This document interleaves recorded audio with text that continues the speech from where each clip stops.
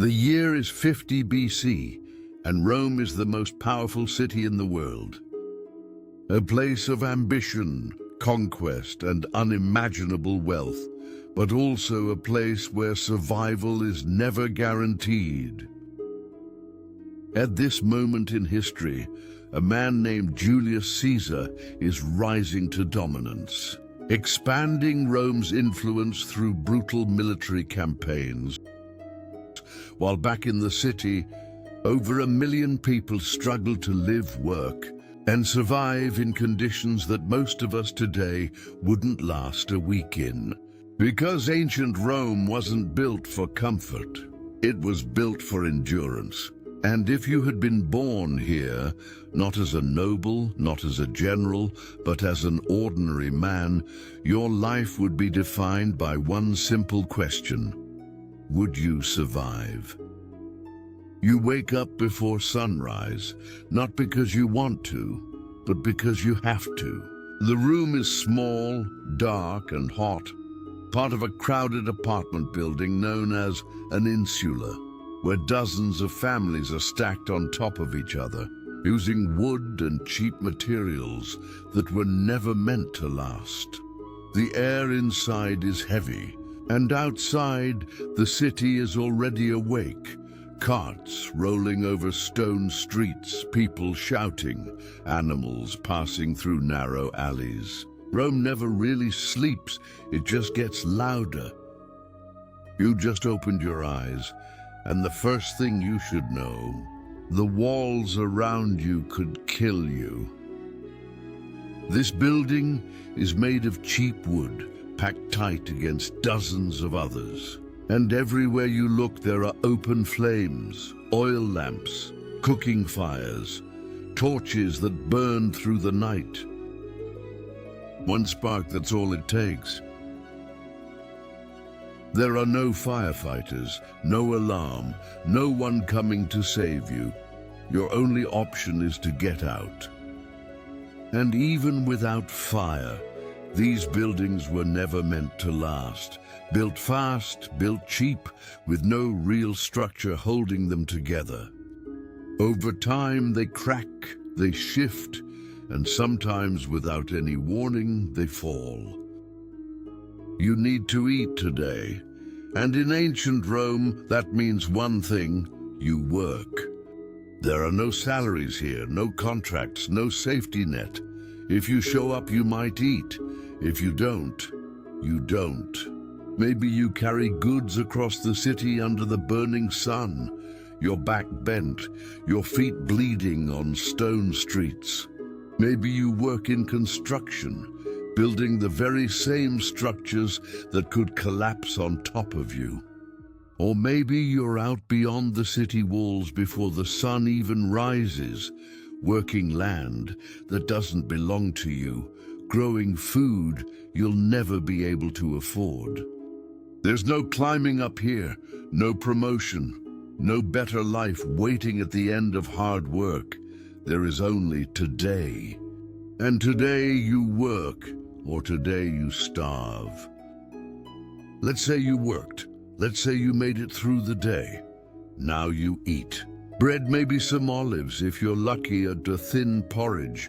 That's it, that's the meal, that's most meals. Meat, that's for people with money. And you don't have money. Nutrition isn't something anyone talks about here. Nobody is counting what your body needs. You eat what exists, when it exists. And some days, it doesn't. Hunger is not dramatic here. It's not a crisis. It's just Tuesday. You're not weak because you gave up. You're thin because the city takes everything you have and gives back just enough to keep you useful. Now let's talk about something that will quietly kill more Romans than any sword ever will: water.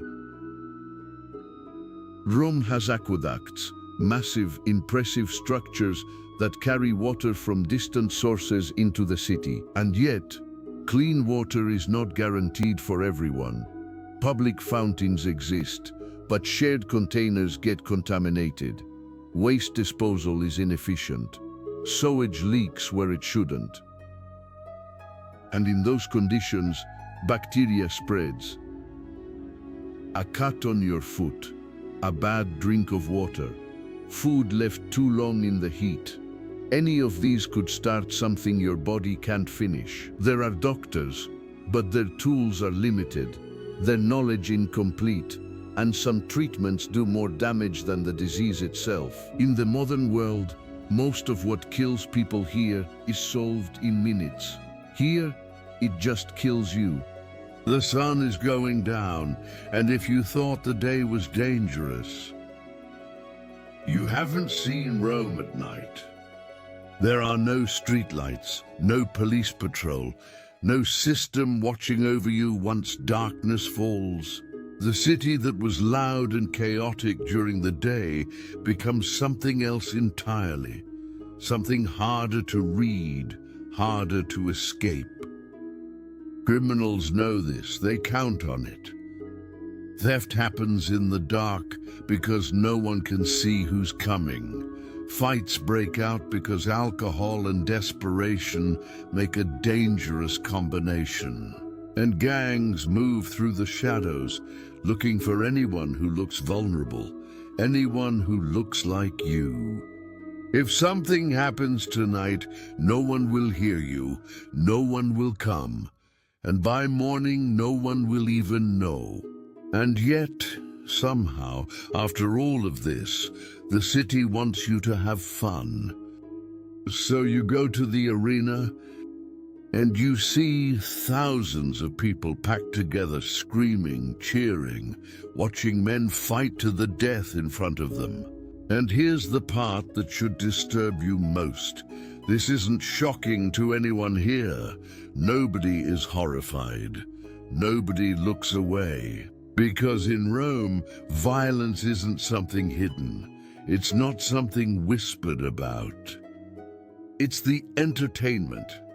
The men in that arena, many of them slaves, prisoners, people who had no choice, they fight because the crowd demands it. And the crowd demands it because this is how Rome releases pressure. This is how the city keeps moving. You watch because everyone watches. And for a few hours, you almost forget everything trying to kill you outside those walls. And here's what makes all of this truly remarkable. From all of this, the fire, the hunger, the disease, the violence, the daily fight just to exist, Rome builds something that lasts forever. Roads that connect continents. Laws that shape civilizations.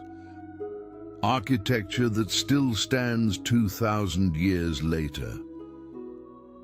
Ideas about government, justice, and power that the entire modern world is still built on. This city, brutal, chaotic, indifferent to your survival, somehow becomes the foundation of everything.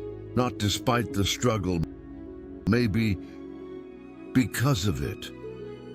So now you know, not the Rome of emperors and triumphs, not the Rome of textbooks and monuments, the real Rome, the one where 1 million people woke up every day, not knowing if they'd make it to the next. You are one of them. Not a legend, not a general, not a name anyone will remember. Just a person trying to survive a city that was never designed for you. It was designed to test you. And the question was never really about Rome. It was always about you. Would you survive? Let us know in the comments. Would you make it in ancient Rome? And if so, how? What would you do differently? And while you're down there, tell us which era of history you want us to test you in next. Ancient Egypt? Pompeii? Ancient Babylon? The Viking Age? The choice is yours. If you made it this far, you already know what to do. Subscribe, like, and we'll see you in the next one.